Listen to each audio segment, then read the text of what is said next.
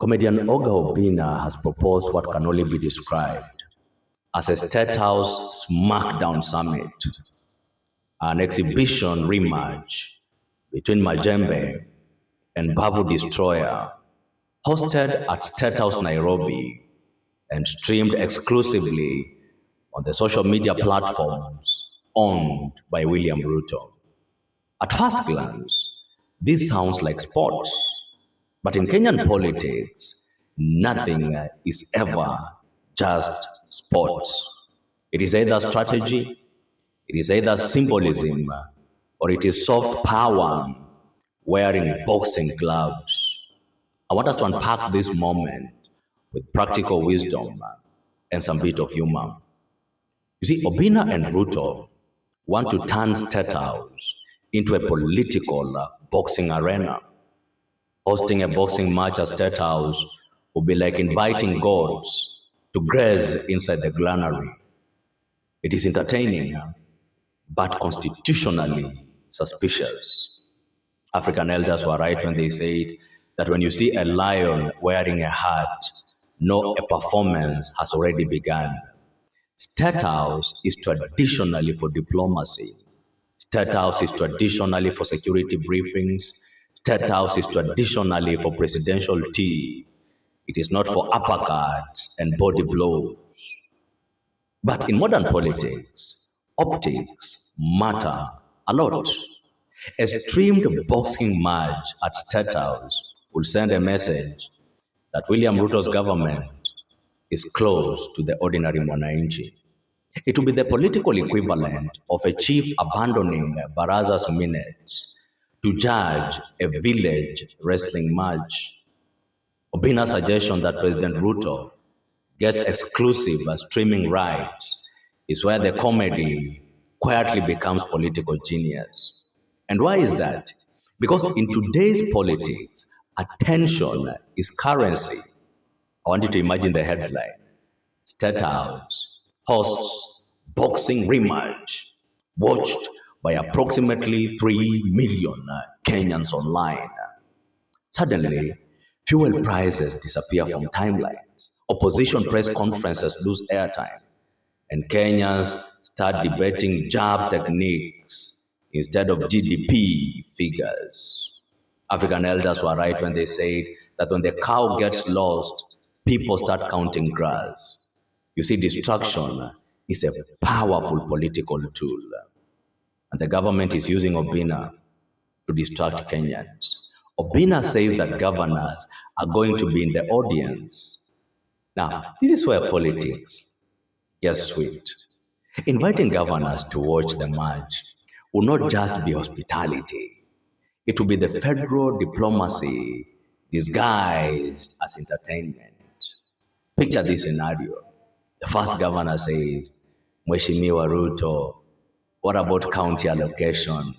And then the president says, let's discuss county allocation after round 3. By round 6, everyone is cheering instead of negotiating budgets. You see, in Kenya, even Nyamachoma meetings sometimes produce policy outcomes. Now imagine what a boxing match at State House could do. Obinna goes on to say that the families of the boxers will be attending. This is a perfect example of soft power symbolism.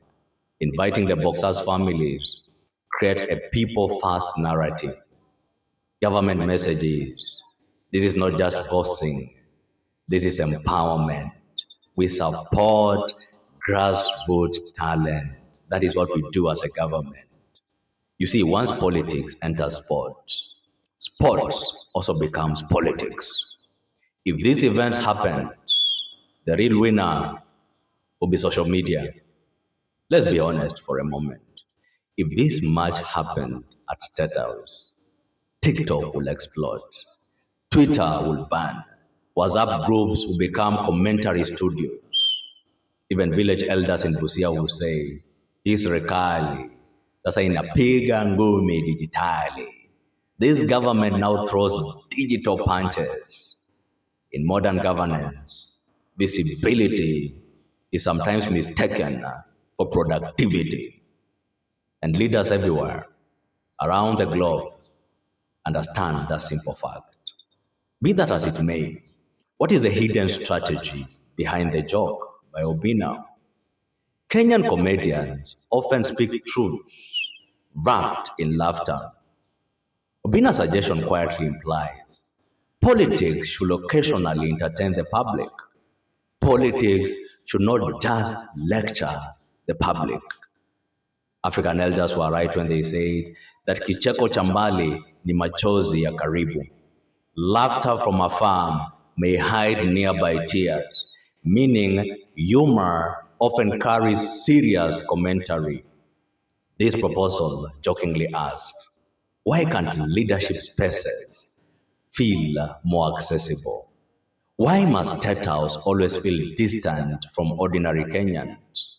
The bottom line is, if this match actually happened at State House, Majembe versus Mbavu destroyer will fight in the ring. Governors will fight over budgets, politicians will fight for headlines, and citizens will fight over memes. But you see, President William Ruto, with the help of Oga Obina, will win the attention championship belt without even throwing a single punch. As elders conclude, ngoma ikilia sana, lazima kuna harusi ama vita. When drums beat loudly, it is either a wedding or a war.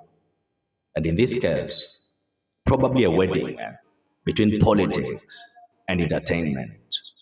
And that is currently the fastest growing coalition in this country.